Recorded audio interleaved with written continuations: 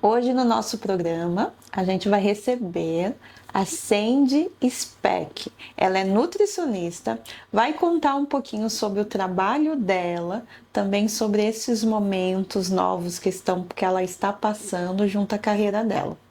Hoje aqui no nosso programa nós estamos recebendo a Sandy, que ela é nutricionista. Eu digo que tu é nutricionista de alma, que ela faz um trabalho lindo e incrível.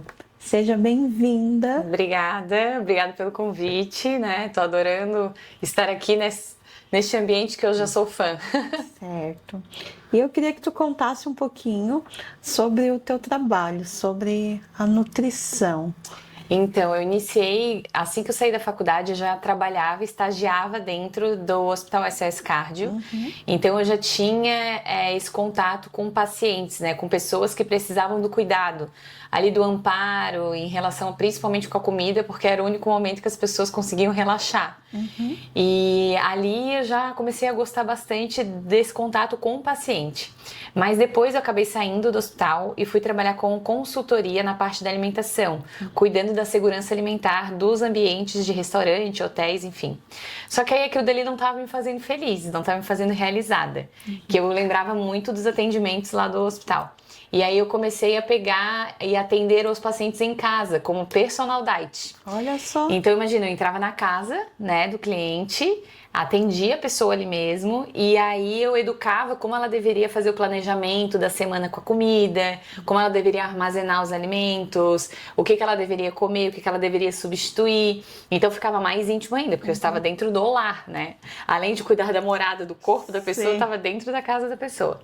E ali eu comecei a sentir de novo aquele prazer, assim, então é isso que eu quero. E aí comecei a fazer uns desafios de emagrecimento dentro da onde eu fazia e praticava crossfit na época. E dali comecei a pegar um dia na semana, daí foi de boca em boca, aí eu comecei a reservar 2 dias na semana. E quando eu vi, eu tava precisando de um local mais apropriado para receber as pessoas. E acabei dividindo o consultório com uma amiga e fiquei lá com elas por um tempo. Mas daí dali eu vi a necessidade de ter o meu cantinho, né? Com as minhas coisas, do jeito que eu queria. E aí consegui daí ter o meu consultório próprio vai fazer 4 anos, né? E assim eu tô atendendo paciente toda semana. E pra mim é gratificante porque toda vez que eu tem alguma comemoração do Dia da Nutricionista, quando é Ano Novo, a gente passa a pensar tudo que viveu. E principalmente a gente fica pro lado profissional, a gente atende muito tempo, né? O nosso dia é mais voltado pro lado profissional do que pessoal. E aí eu vi a importância de como o meu trabalho ao longo desses anos melhorou a qualidade de vida das pessoas, justamente por isso. Por eu conseguir nutrir o corpo de uma forma mais adequada. E a nutrição é mais do que bioquímica, né? A nutrição, o alimento é energia. Então a gente vê como que a partir do momento que a pessoa começa a reconsiderar as escolhas alimentares, a energia que aquele alimento traz, ela melhora de todos os desníveis que ela tem em relação à glicose, ou gordura no fígado, ou cansaço, insônia, enfim, então são tantos benefícios e aí traz mais satisfação ainda, saber que a nutrição pode levar mais longevidade, mais qualidade de vida para a pessoa. E o que te levou assim aí pra nutrição? Que momento tu tava na tua vida? O que te levou? Se eu te contar, ontem eu tava conversando com a minha paciente sobre isso. Eu ia fazer arquitetura. Sim, nada a ver arquitetura com nutrição. Mas não passei, né, ali no vestibular. E a minha mãe, assim, eu acho tão bonito a nutrição. Aí eu, mas bonita a nutrição? Tipo, bonito por bonito tem tantas outras profissões, né? Aí eu fui ler o histórico o quadro de aulas da faculdade. E eu comecei a me interessar, falei, eu gosto disso, vou fazer nutrição. Eu jamais imaginava que eu ia me identificar tanto. E foi, na verdade, foi o empurrãozinho da minha mãe, porque eu ia pra arquitetura que não tinha nada a ver, né, comigo. E tu lembra, assim, como é que foi, assim, o teu primeiro dia? Dentro da faculdade? Isso. Foi uma insegurança porque era muito diferente vamos supor, da aula do ensino médio, que tu tinha uma sala onde tem todas as pessoas que já tem contato há 1000 anos. Então, era a universidade era gigante, então eu me senti, né, pequenininha. E aí um monte de gente que, de novo, que eu já não conhecia, que daí tu tinha que socializar, né? E as aulas ali, os professores com uma conduta diferente. Então eu senti meio que um medo, assim. Mas não era um medo de, eu não... É engraçado porque eu não tinha aquele medo de não gostar do curso. Eu tinha só aquela insegurança normal do novo, sabe? Mas eu tava bem empolgada, né, de começar. Não senti muita... Vamos dizer assim, foi um desafio gostoso. Não algo que me deixou ansiosa do lado negativo, assim, sabe? E ali tu já teve ali certeza depois de alguns dias, depois de alguns meses que tu acredita que eu nem não tava pensando assim, será que vai dar certo o curso que eu, né, escolhi? Quando eu tava na 4ª fase, que a minha mãe chegou um dia e falou, no fim tu estás adorando, né? Aí eu a ficha, verdade, eu tô adorando, já tô na 4ª fase, já passou 2 anos de faculdade. E é isso, daí dali eu já tive certeza absoluta. Sim. E depois assim que tu te formou, né? Como é que foi assim para ti a questão assim do teu primeiro dia no teu trabalho? Como é que foi a sensação? Então, até como eu já tive o estágio durante ali a faculdade, porque quando eu estava na 4ª fase, eu trabalhava como recepcionista numa clínica de dermatologia. E aí eu cheguei pro meu chefe e falei, eu tô pensando em pegar um estágio, sair e tudo mais.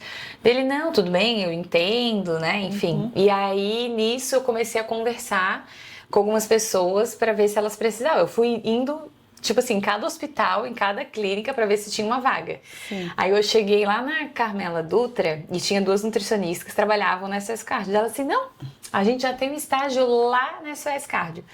Como eu estagiei nesse período, eu acho que eu tive um pouco mais de segurança em relação a como é um ambiente de trabalho dentro da nutrição. Mas quando eu me formei, eu fiquei ainda um mês lá no hospital. E aí eu saí dali. Quando eu saí daí, eu pensei assim, meu Deus, eu fiquei 3 anos fazendo só isso. O quê? Como é que eu vou fazer agora? Aí eu pensei assim, não vou nem escolher nenhuma especialidade. Eu ia fazer nutrição na geriatria. Só que aí, como eu tinha saído do hospital, eu falei, não, eu vou esperar, eu vou ver o que vai acontecer. E aí, nisso, eu fui trabalhar na consultoria, porque na época eles estavam pagando muito bem. Então eu ia trabalhar muito no hospital. Muito mais, e eu ia receber a mesma coisa da consultoria. Então aí eu resolvi ir pra consultoria, só que depois eu pensei, agora eu vou fazer consultoria, nada a ver com o que eu tava fazendo, vou esperar. Daí nisso começou a vir a parte ali de pós-graduação. Depois que eu fiz a pós-graduação, eu já tava fazendo a pós-graduação e fazendo os atendimentos, né? E aí eu tava pegando segurança, mas o meu primeiro atendimento mesmo... Eu fui na fé e na coragem. Porque eu pensei, gente, eu vou perguntar tudo que eu preciso pra montar uma dieta. Hoje, né, quando eu penso assim, como é que eu fazia? Hoje eu monto a dieta na hora, eu entrego tudo na hora, a gente conversa na hora e tal. Antigamente eu pegava todas as informações, conversava muito, eu orientava, só que eu não montava o plano na hora. Eu demorava às vezes até 7 dias pra entregar o plano alimentar. E hoje eu entrego na hora. É muito engraçado, né? Mas foi bem estressante. Sim, imagino. E a nutrição também, ela tem a ver com a saúde emocional, né? Demais. Porque assim, por que na tua visão, assim, por que às vezes as pessoas vão lá, procuram nutricionista, e elas começam e elas param? Que eu vejo assim que é um amor e ódio, como eu falo com a nutricionista, né? É porque assim, eu sempre falo, né? A palavra dieta nos traz uma sensação de restrição. Só que a palavra dieta em latim significa hábito alimentar. Então a minha dieta é diferente da tua, né? A tua dieta pode ser, vamos supor, mais pro lado vegetariano, mas a minha dieta é carnívora, vamos supor. Então cada um tem a sua. Só que a partir do momento que a tua dieta não tá te fazendo bem, ela tem que ser revista, né? Vamos supor, eu tô aumentando a minha pressão com o estilo de vida que eu tenho. Eu tô indo para um quadro de diabetes com o estilo de vida que eu tenho. Então eu tenho que mudar essa dieta. Ou a maioria das pessoas, né, que o bambambam do objetivo eu quero emagrecer, porque eu não estou contente com o meu corpo. Então a gente tem que mudar a dieta para que chegue naquele corpo. Só que as pessoas, quando elas procuram, elas pensam assim, não, eu tô fazendo alguma coisa de errado, eu preciso de uma instrução, né, de alguém. Sim. Só que a primeira coisa é, vou ter que ir na nutricionista. Por quê? Ela vai me cortar um monte de coisa. Primeira coisa. Restrição, né? Vamos cortar tudo, cortar meu docinho, cortar, né? Às vezes quem gosta de bebida alcoólica, ou refrigerante, enfim. Então a pessoa já vai com esse entrave. E depois, quando, por exemplo, alguém começa e acaba tendo dificuldade para voltar, tem algumas situações. A pessoa às vezes está com vergonha porque não fez nada do que a gente tentou acordar, né, no dia da consulta. Ou a pessoa está com dificuldade porque ela não consegue distinguir por que ela acaba tendo algumas recompensas na parte alimentar, por conta de quais gatilhos que ela tem, que está gerando aquele tipo de ansiedade e que ela quer o conforto na comida, que ela quer que a comida abrace, ou que ela quer fugir dos pensamentos e ir direto para a comida, porque daí é onde ela foge do problema e ela não enfrenta. Então, hoje em dia, a comida é o centro de qualquer tipo de situação emocional que o paciente vive. E aí, algumas pessoas conseguem identificar isso, outras não. E por isso que tem, às vezes, essa demanda de eu vou parar por aqui, eu não vou continuar, é difícil para mim dieta. Não é difícil comer, é difícil conseguir controlar a impulsão num determinado alimento, né? Ou às vezes tu tá procrastinando porque tu tá cansada com alguma questão diária e aí a pessoa não se planeja. Aí quando vê, a pessoa já tá pedindo um delivery, e a gente sabe que a maioria dos deliveries é mais gordura, caloria e tal, e quando vê a pessoa, ela não muda nada. Então ela pensa assim, meu Deus, faz um mês que eu fui na nutricionista e eu não mudei nada. Ou tem aquela pessoa que eu tô fazendo dieta, só que ela não consegue enxergar que ela tá tendo vários furos por conta da questão emocional. Então, por isso que é tão, vamos dizer assim, agoniante para alguns pacientes ter que voltar ou fazer acompanhamento. Então, eu digo assim que um dos pontos, a parte emocional é assim, o que é mais tocado dentro da consulta. Tanto que alguns pacientes brincam comigo. Tu parece até uma psicóloga. Sim. Porque, claro, quando eu sempre oriento alguns pacientes a irem numa terapia, porque tem coisas que não são da minha alçada. Mas muito da parte ali que a gente fala do comportamento alimentar, a nutricionista consegue ajudar, né? Pra tu conseguir ter atitudes para substituir determinadas situações que tu vem errando ao longo da semana. Sim. Como é que tu vê assim a nutrição antes da pandemia e depois da pandemia? Que eu vejo assim que com a pandemia veio muita questão assim da comida. Sim. Eu vejo um aumento assim do peso também das pessoas, né? O fast food. Foi muitas pessoas que chegaram depois da pandemia falaram assim: a pandemia me estragou. A pandemia me estragou. Por quê? Porque a pandemia fizeram com que as pessoas ficaram muito reclusas e outras atitudes que elas conseguiam jogar o seu estresse, a sua ansiedade, elas não podiam fazer. Então o que ficou? Todo mundo ficou ansioso dentro de casa e o que tinha para fazer? Comer e beber.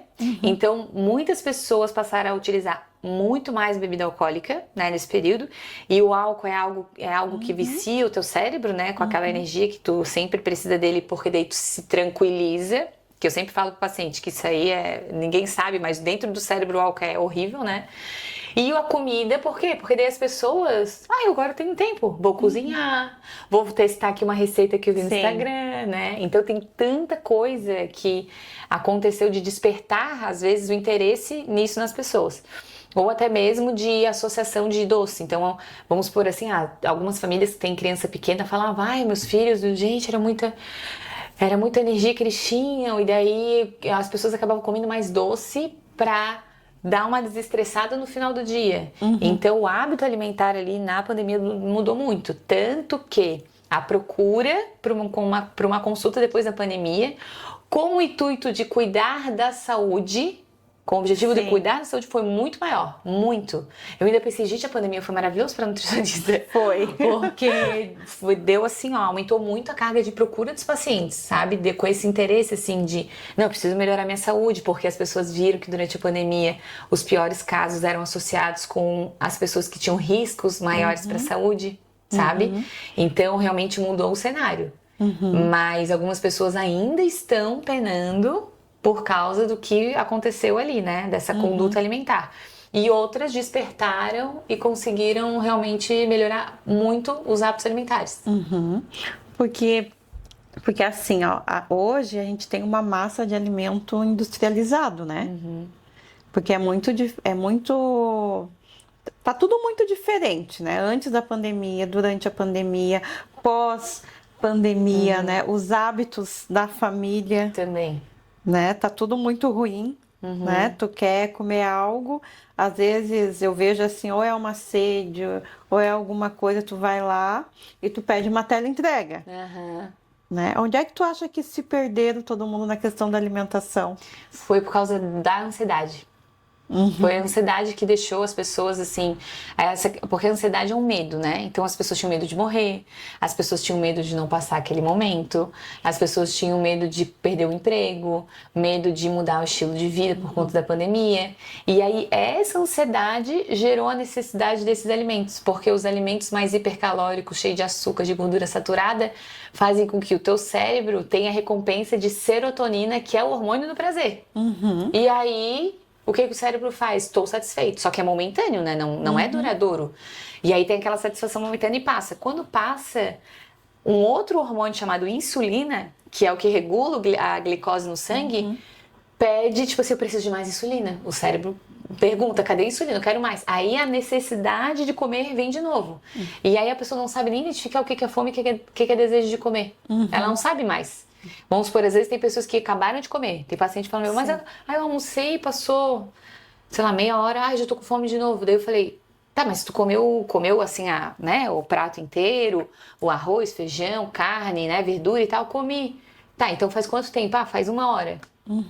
Mas tu acha que em 1 hora o teu corpo já metabolizou tudo, já digeriu, já transformou em fezes tudo? Ah, não. Eu falei, então isso aí ou é sede, ou é um desejo por um doce, porque daí a pessoa tem associação, ou porque tu queria comer mais. E aí onde vem a necessidade do desejo. Daí o que a pessoa faz? Ela come mais.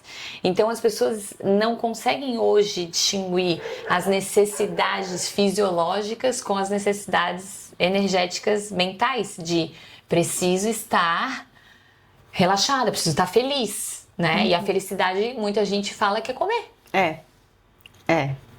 Muita gente associa. Até o sair, né?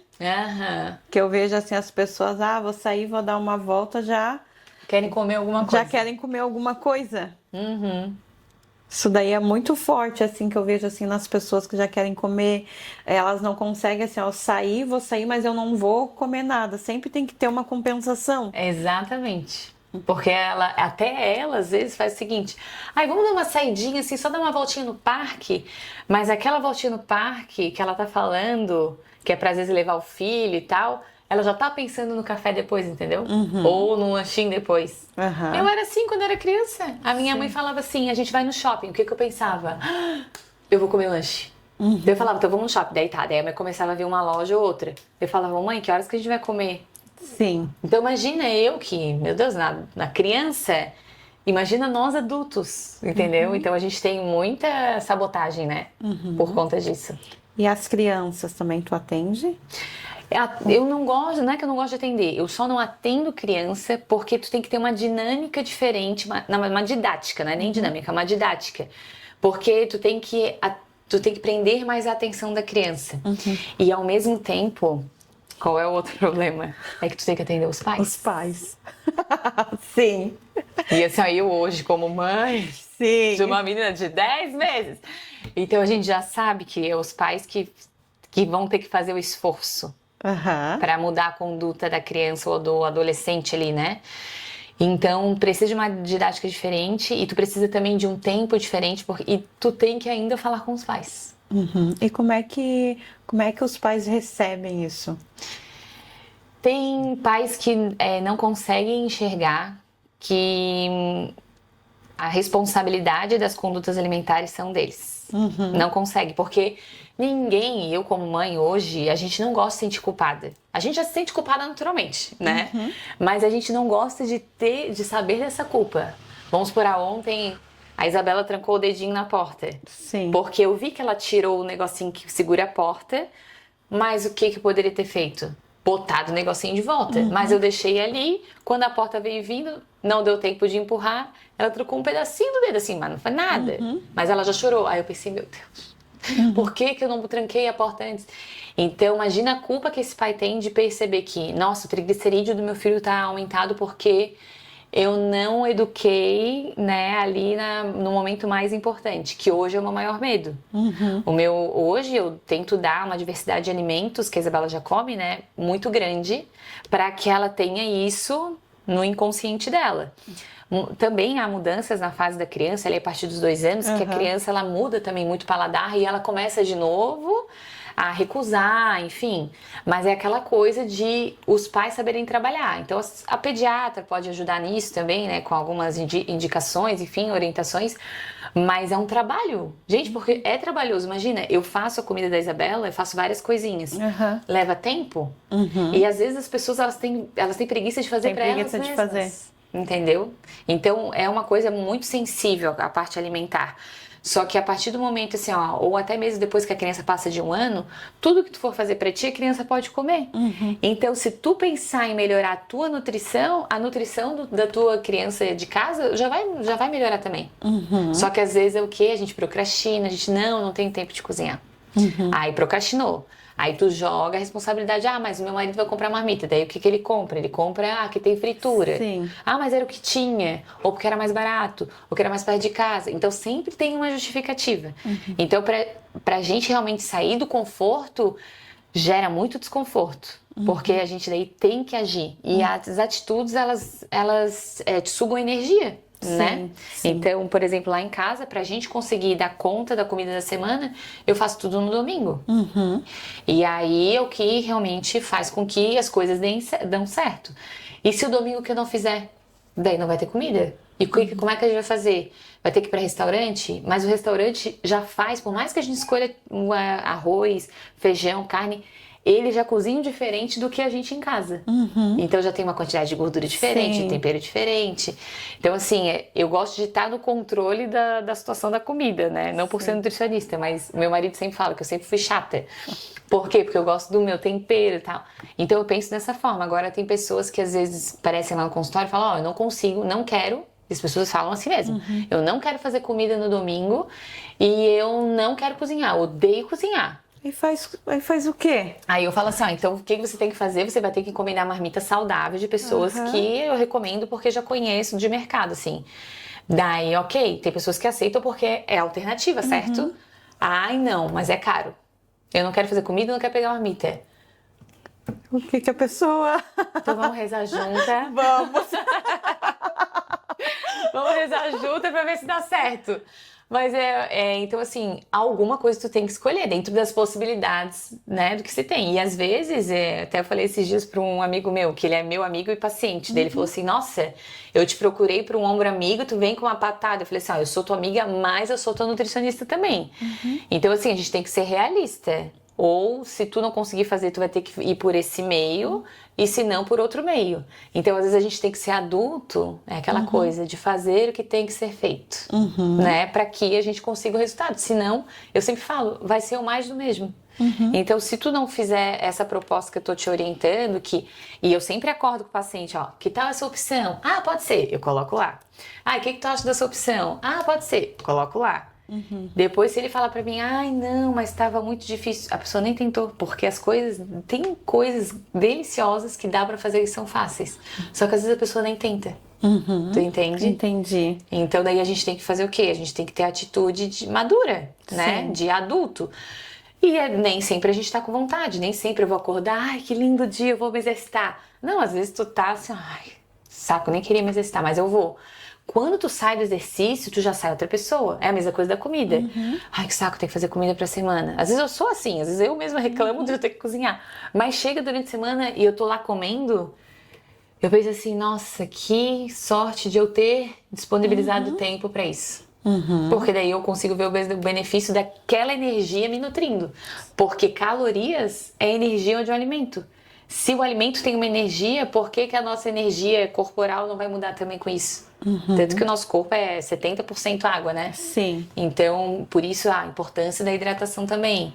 Que a água, ela vai receber essas ondas energéticas e dos alimentos, ela vai levar essa nutrição pro teu corpo inteiro. Sim, porque tem gente que associa. Eu já ouvi algumas pessoas falarem que foi polêmica que eu falei que eu ia te trazer aqui, que eu ia trazer uma nutricionista, né? Aí eles pediram para fazer algumas perguntas, tá? Que tem gente que perguntou assim, que toma água e não emagrece. A pessoa só esqueceu de dizer, tá, além da água, o que que ela come? Sim! Né? Que ela falou assim, ó, o médico vai lá, pede que tem que tomar água por conta da retenção de líquido, né? Só que daí a pessoa falou que não come assim um absurdo. Sim. Né? Que como é que ela pode tomar tanta água e não desinchar? Isso acontece. E eu até hoje, meu cunhado estava lá em casa agora, que eles iam sair juntos, e daí meu cunhado falou assim, olha, fulana de tal, né, que participou do desafio que eu fiz há pouco tempo, falou que ficou impressionada do tanto que emagreceu e estar comendo muito. Porque o que acontecia? Bem isso que essa pessoa falou pra ti. Eu não como tanto e não consigo emagrecer mesmo tomando água e tentando cuidar das outras coisas. É porque as pessoas, elas não entendem, às vezes, o que elas comem. Elas não conseguem identificar. Às vezes as pessoas falam assim, eu como pouco. Mas o que come pouco? Do quê? Então, às vezes, tem alimentos que em pouca quantidade são bem calóricos. Ou que em pouca quantidade tem uma qualidade que não é interessante para o corpo. O teu metabolismo, que é a forma como o teu corpo vai trabalhar bioquimicamente, né, as células, energia e tudo mais, ele não é favorável para aquele tipo de alimento em pouca quantidade. Entende? Então, por exemplo, sempre tem várias coisas no Instagram que eles levantam, né? Compara pasta de amendoim com doce de leite. Doce de leite é muito menos calórico, come doce de leite. Mas para quem tem diabetes ou resistência à insulina, doce de leite vai ser uma bomba. E aí essa alteração de insulina vai fazer com que aquela pessoa continue com aquela gordura que ela tem, que ela quer gastar. Então, muito se dá pela qualidade e quantidade do alimento. Então, às vezes a pessoa acha que come bem, porque ela come 60% da semana bem. Só que 40%, que é quase 50%, tá ruim. Só que ela não consegue enxergar esses 40%. E daí ela vê que ela aumentou a água. Só que o resto ela ainda não mudou. E aí tem pessoas que falam assim, mas eu não vou na nutricionista, eu sei o que precisa fazer. Sim. Mas ela não sabe. Às vezes é tão individual, ela não sabe. É tão individual, né, que de tu identificar, por exemplo, ontem a paciente me falou, eu fiz uma tapioca e tal. Daí eu olhei pra ela assim, que ela já é minha paciente, eu falei, mas onde é que tá essa tapioca no teu plano alimentar?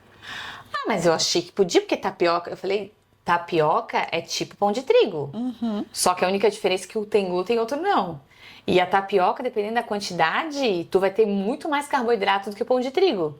Pois é, uma coisa que as pessoas falam, essa coisa da tapioca e do pão de trigo. Porque assim, a tapioca, pra quem não sabe, ela vem do aipim. O aipim é um dos carboidratos, por exemplo, quando eu tô atendendo um atleta que precisa de muita caloria e precisa de muito carboidrato por conta da energia que ele usa demais durante o dia, o primeiro alimento que eu falo que tu pode colocar no prato e não dá um volume grande, mas a concentração em menor quantidade já dá bastante carboidrato, é o aipim. Olha, o aipim é maravilhoso. É maravilhoso. Mas aí, por exemplo, se eu vou substituir, porque a gente pode substituir, né? Tipos de carboidratos. Então, por exemplo, eu vou, em vez de arroz, eu posso substituir por o aipim. Em vez de aipim, posso botar batata doce ou batata inglesa. Quando tu pega o volume do aipim, para pessoas que gostam, tipo, eu gosto de ver o prato cheio, eu gosto de ver o prato assim, servido. Então, eu uso muitas coisas mais com baixa caloria. Né? Que daí eu como bem. Mas o aipim, quando eu ponho aipim, eu fico triste, porque é muito pouco. Se tu comparar o volume que o arroz tu pode servir e o volume de batata inglesa, por exemplo. A batata inglesa, por muito tempo, foi vilã. Só que a batata inglesa é o carboidrato que dá mais volume no prato do que qualquer outro. E aí, as pessoas que gostam de comer com quantidade preferem usar a batata inglesa. Entende? Então, quando tu pega o aipim no processamento, tu vai processando, refinando, ele vira a tapioca. Gente. Refinamento. E o que tu acha que é melhor do que tem gente que fala da tapioca e da crepioca. Ah, daí a crepioca é ótimo. É melhor. 1000 vezes, porque tu vai usar bem menos tapioca e tu ainda vai misturar com uma fonte de gordura boa, que é a colina que tem na gema, e tu ainda vai misturar com a proteína, que é a clara do ovo. E aí tem além porque a crepioca o que é? É a mistura do ovo com a goma de tapioca. Tem alguns pacientes que eu ainda põem farelo de aveia para ter um pouco mais de fibra, porque daí depende dessa questão intestinal e tudo mais. Mas tu vai usar menos volume de goma de tapioca para fazer a crepioca e tu ainda vai misturar essa goma com a gordura boa, que é a colina da gema, e com ainda a clara de ovo. Ah, mas a gema tem gordura saturada? Tem, mas não. Gente, eu como vários ovos por dia, meu colesterol não é alto por conta do ovo. Pra tu ter uma noção, eu fui saber e ter certeza absoluta que eu tenho uma alteração genética de colesterol ruim, de LDL, se eu não faço atividade física. Olha só. Quando eu tive a Isabela, eu fiquei 40 dias sem me exercitar. E aí, quando eu voltei a me exercitar, antes de eu ter a Isabela, eu me exercitava de segunda a sábado, né? E quando eu tive a Isabela, eu só podia ir 3 vezes na semana por conta dos horários e tudo mais entre eu e meu marido. E aí, eu fui fazer meu LDL quando a Isabela tinha 5 meses de idade, tá? Deu LDL, deu 170. Gente, o LDL de 170 é muito alto, porque o limite é 100. Deu 170. Aí eu pensei, gente, eu vou acabar que nem minha avó, porque minha avó faleceu de doença coronariana. Sim. E aí aquilo dali me impactou. E aí eu conversei com meu marido. Falei, a gente vai ter que comprar uma bicicleta ergométrica pra deixar dentro de casa, porque enquanto a Isabela dorme, eu fico fazendo bike nos dias que eu não consigo treinar. Fiz isso, refiz o meu exame depois de 5 meses de bike. Foi pra 110. Olha. Ah, Cindy, mas tu mudou a alimentação? Nada. Eu tô comendo a mesma coisa. Então, pra tu ver como é os dois, né? Sim, são os dois. Então assim, a questão da gema. Aí a tapioca mistura ali com ovo, ótimo. Esse não tem problema. E eu adoro, por sinal, comer essa opção. E essa dieta do ovo? Que agora tá vindo a dieta do ovo. Então, já veio de abacaxi, né? Da lua, da sopa, agora do ovo. Imagina, essa dieta do ovo. O ovo, ali, zera carboidrato. Quando tu zera carboidrato do teu dia, tu perde muita água dentro da tua musculatura. E aí, o que acontece? Tu perde peso. Só que não é uma perca de peso bom. Então, essa perda de peso, ela vai ser decorrente só das tuas escolhas alimentares ali recentes. Depois, quando tu volta a comer o primeiro arroz, tu já começa a ganhar peso de novo. Só que aí, se tu pensar assim, eu vou fazer 3 dias de dieta do ovo. Só que tu só vai perder água, não dá tempo de perder gordura. Porque... é isso que as pessoas estão se confundindo. Exatamente. Então, tu perde peso, mas assim, a questão da gordura, imagina que para tu queimar 1 quilo de gordura, tu precisa gastar 7.700 calorias a mais na semana. Cindy, mas como é que eu faço isso? 7.700 é muita. Tu tem que comer menos do que tu come habitualmente, então tu tem que diminuir as calorias diárias e tu tem que fazer um exercício para poder gastar mais. E aí, ao longo da semana, vamos supor, tu pode tentar diminuir 500 calorias por dia, daí é onde tu vai diminuindo o peso. Por isso que é saudável perder peso 2 quilos no mês. Esse é o saudável. Mas é o que a maioria não quer, né? Porque as pessoas, elas entram para ali fazer reeducação alimentar, elas querem perder 6 quilos no mês. Elas não aceitam 2 quilos no mês. Porque elas querem tudo rápido. E esse rápido faz com que ela reganhe rápido também. Então tem muita gente agora usando as canetas milagrosas, né? Sim. E assim, ela é boa para pessoas que realmente têm problemas com obesidade, que precisam, por exemplo, às vezes perder peso para fazer uma bariátrica, ou porque elas precisam perder peso porque elas já estão ali com algum sintoma específico no fígado e tudo mais. Aí, ok, né? Utilizado com o médico, mas tem um monte de gente que não tá fazendo nenhuma consulta médica e tá aplicando as canetas só para emagrecer. Só que aí é a mesma coisa. Esses dias eu avaliei uma paciente, que ela já é minha paciente há muito tempo, e ela perdeu 8 quilos, tá, total, com essa caneta. 6 foi de massa magra. Massa magra foi músculo. Entendeu? E aí tu pensa assim, 2 quilos só foi gordura. Então tu tem que ver até que ponto isso é saudável para determinadas situações.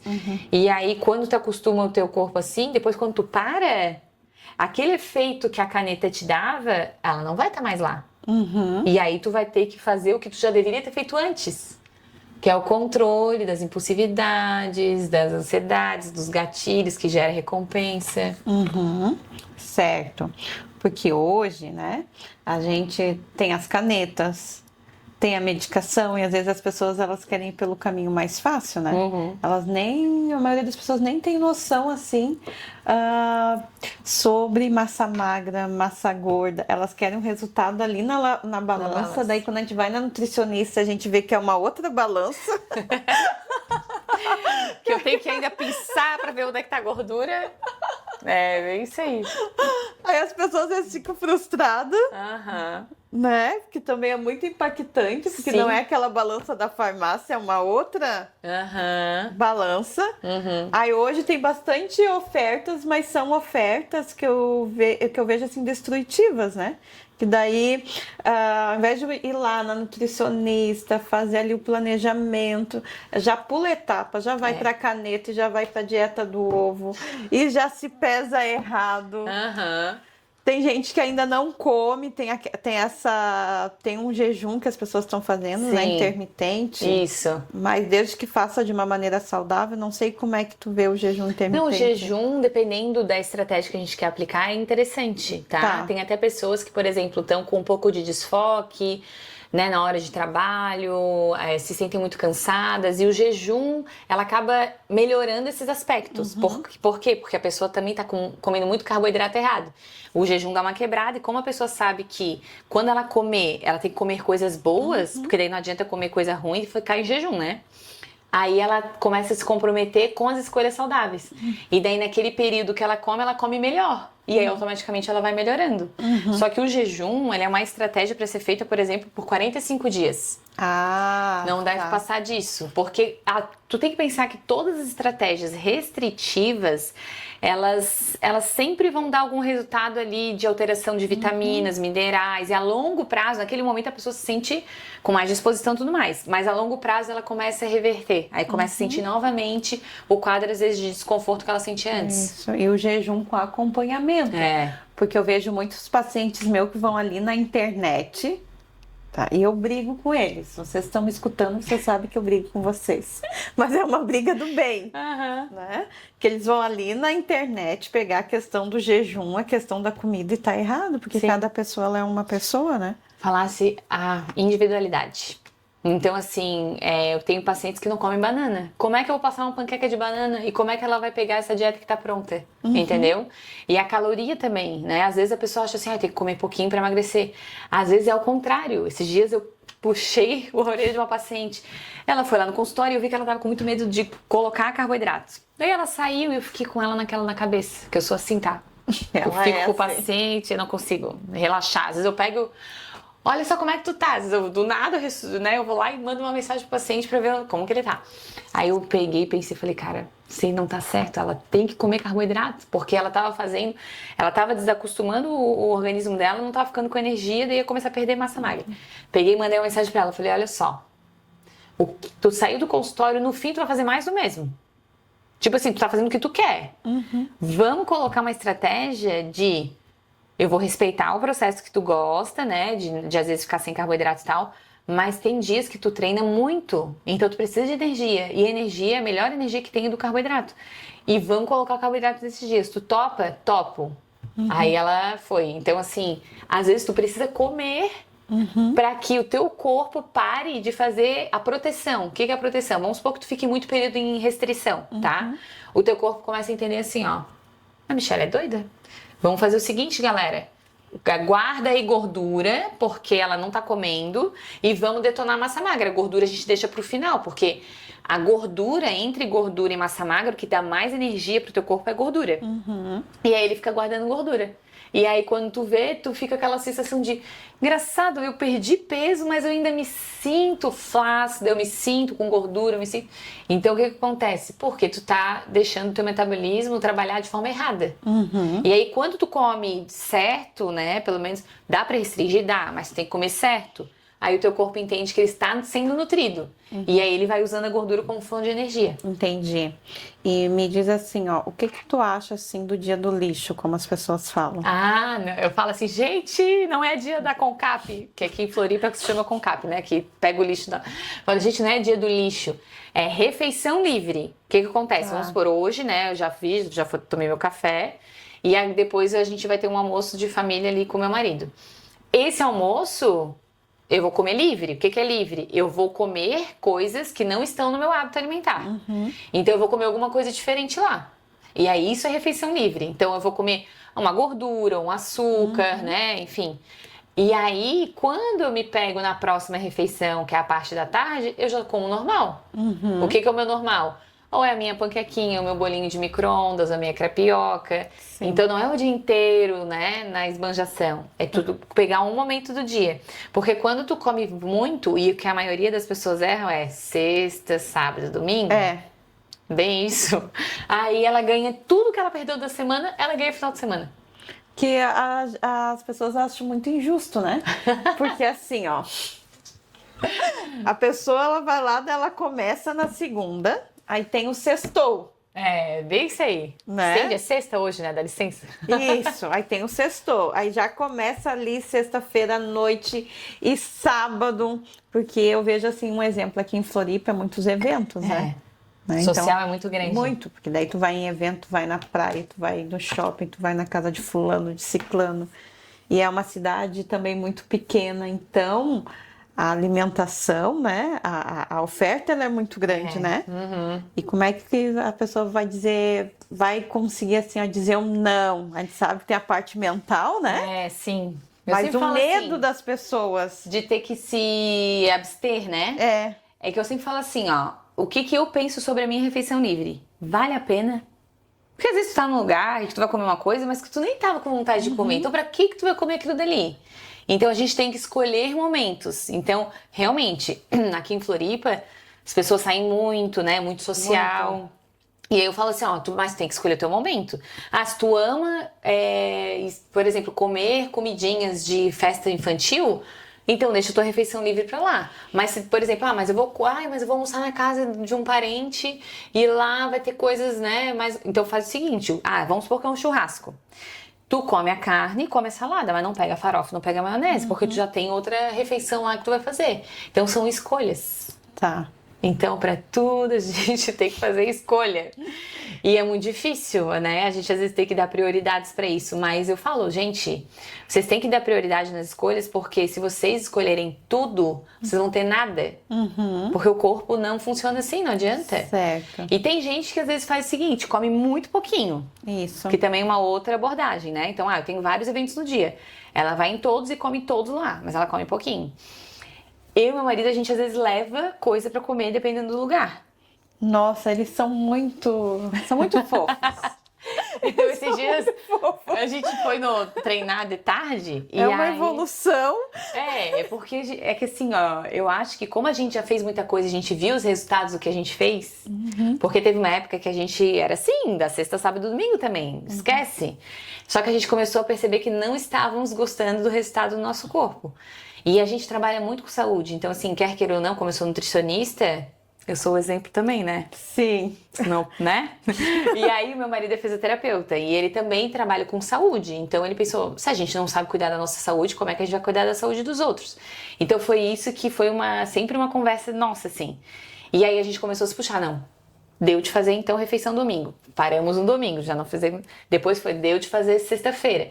Porque a gente viu que o nosso limite ali, que o nosso corpo aguenta, vamos dizer assim, comer besteira para não mudar estética, até mesmo bem-estar, porque a gente já se sente diferente, é comer 2 vezes no máximo por semana, 2 refeições por semana. E tem semana que a gente faz uma, porque daí a outra a gente não tá nem com vontade. Então pra que eu vou gastar minhas fichas, entendeu? Quando tu tem hábitos que tu tem prazer no que tu tá comendo, tu nem sente falta da outra refeição ruim. Sabe? E daí no fim a gente sempre deixa para momentos sociais. Nossa refeição livre é nos momentos sociais. Certo. Então o dia do lixo, que não é do lixo, né? É o dia das refeições livres, Aham, exatamente. com consciência. Com consciência. Porque quando a pessoa ela procura Nutri, ela já pensa em tudo aquilo que ela vai perder, que nunca mais vai poder comer aquilo que ela gostava, e não Sim, é assim. não é. São escolhas, né, equilibradas. Então, tu não precisa deixar... Eu sempre falo pro paciente, tu não precisa deixar de comer. Tu vai escolher o momento que tu vai comer. Então, tu não vai... Às vezes até eu tenho pacientes que têm chocolate diariamente. Só que é um chocolate, uma quantidade específica, não é a barra inteira. E daí tem dia que, como o paciente sabe que ele tem no plano, tem dia que ele não tá com vontade e nem come. Então, isso também é legal. Então, por isso que é importante trabalhar o equilíbrio e saber também o momento do paciente. Tem pessoas que quando chegam, elas chegam tão errada, com a alimentação tão errada, que eu vou... Ah, mas eu faço isso. Eu falo, ó, isso eu não vou agora me estressar, né, com essa tua atitude. Vamos primeiro pegar pelo mais importante, que é o que a gente precisa resolver. Então eu vou trabalhando por partes. E aí essa pessoa vai evoluindo aos pouquinhos e vai comemorando as vitórias, né? Vai comemorando ali as vitórias, né? E uma outra pergunta que eu quero te trazer, né, sobre as mães que vieram perguntar, por que a questão assim do açúcar para criança? Até uma certa Até os idade. 2 anos, Até os 2 anos não é recomendado justamente por causa do paladar. Porque quando tu oferece o paladar da criança... já ouvi falar daquele critério dos 2.000 primeiros dias? Então é desde a gestação. Então a mãe que ela está comendo já vai indo fazer uma intuição do paladar do bebê, do feto. E quando tu começa a oferecer comida, os primeiros alimentos, eles vão criando uma memória também no teu sistema cerebral. E essas memórias de paladar e olfativa, elas vão ser muito presentes nas fases das escolhas independentes deles. Então quando tu deixa de servir açúcar até os 2 anos, essa impulsividade e esse vício vai ficar muito menor, muito menor. Então a questão é do vício do paladar, para que a criança não tenha aquela necessidade do açúcar, porque a criança ela não sabe equilibrar as escolhas. Então quando tu oferecer um açúcar para ela, ela vai querer o tempo inteiro. Porque vieram falando assim, ó, porque eu não vou dar açúcar pro meu filho. Tá? Pessoas assim falando, né? Eu vou dar açúcar para os meus filhos, porque isso pode trazer um vício na vida adulta. Sim. Aí as vós brigando, né? Porque daí dão açúcar escondido. Nossa, nem falo. Questão de doença e inúmeras coisas. Então, gente, deu polêmica essa coisa do açúcar. Que quando eu falei que tu ia vir aqui, veio inúmeras perguntas. Legal. Até que eu vou te convidar para te retornar aqui. Pra gente fazer a parte 2. Pra gente poder fazer a parte 2. Só tirar as dúvidas. Tirar as dúvidas, questão assim, ó, do açúcar. Tá. Né? Que elas falam assim, meu Deus, mas eu não quero dar o açúcar pro meu filho, mas eu sou responsável por uma doença grave nele por conta do açúcar. Porque assim, a criança, o sistema metabólico dela tá limpinho. E o açúcar a gente sabe que é o alimento que mais inflama. Assim, ó, vamos supor, uma pessoa que tem lipedema, uma pessoa que tem diabetes, né? Não vou nem falar de diabetes, todo mundo sabe que é do açúcar. Mas uma pessoa, por exemplo, que tá infértil, pode ser por causa do açúcar. Então, a partir do momento que essa pessoa retira esse alimento que é altamente inflamatório, realmente dá uma diferença no corpo absurda. Então, tu pensa uma criança que tá ali com tudo bonitinho, tudo novinho, recebendo um monte de açúcar. Então, claro, vai acontecer, e a gente sabe de as avós darem açúcar. Mas aí ela tem que pensar assim, tem que ver se a avó tá diariamente, porque tem um problema, né? Mas e conversar com essa avó. Se for dar, vamos deixar então só pro final de semana, pra criança já se acostumar com isso, porque às vezes a criança já recebeu, daí já não dá mais pra tirar, né? Aí tu tem que ensinar a reduzir. Então daí tu tem que dar num momento específico, né? Como se fosse um tipo de moeda de troca, né? Que se fala, Sim. Enfim.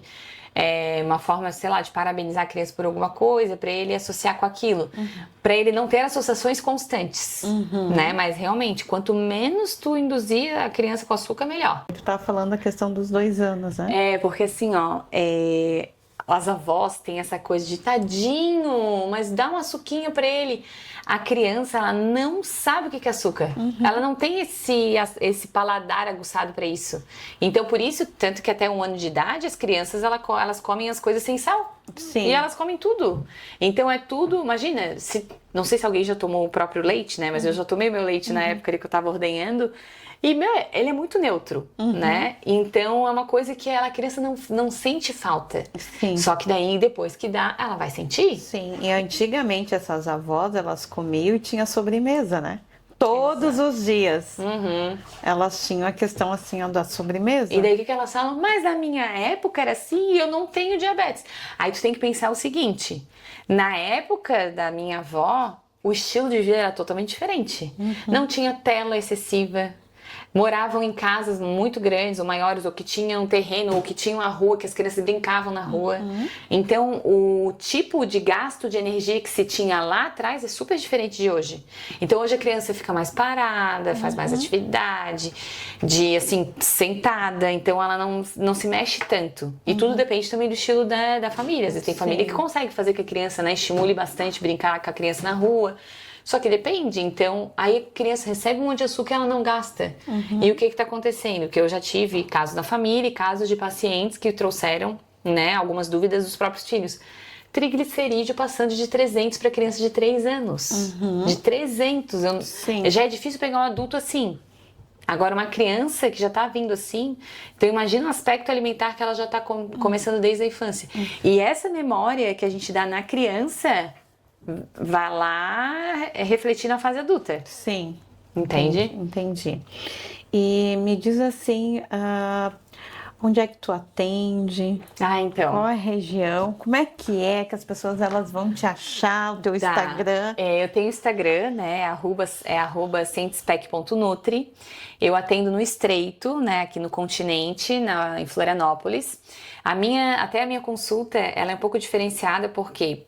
Na primeira consulta, eu levo 2 horas com o paciente. Aí a pessoa fala assim, 2 horas? E quando a pessoa tá lá e passa o tempo... realmente foi 2 horas. E a pessoa não nota. Por quê? Porque a gente tá ali trocando várias ideias e tudo mais. E os acompanhamentos são 1 hora, que daí eu já conheci bastante da pessoa no primeiro momento e a gente vai acompanhando.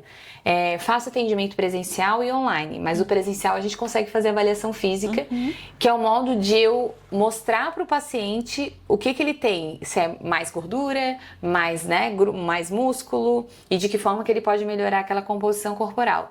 E claro, a gente faz avaliação de exame, né? Se a pessoa não tem recente, eu peço, para que a gente também possa implementar alguns suplementos importantes, porque às vezes, por mais que tu tenha uma diversidade alimentar, tu não consegue atingir as vitaminas e minerais necessários. Então até eu me alimento bem, só que eu preciso de suplementação, porque o nosso solo já tá diferente, então tudo isso cria uma cadeia, né? E a gente precisa dessa suplementação para inibir alguns sinais e sintomas que possam trazer malefícios para o nosso dia a dia e deixar a nossa qualidade de vida pior.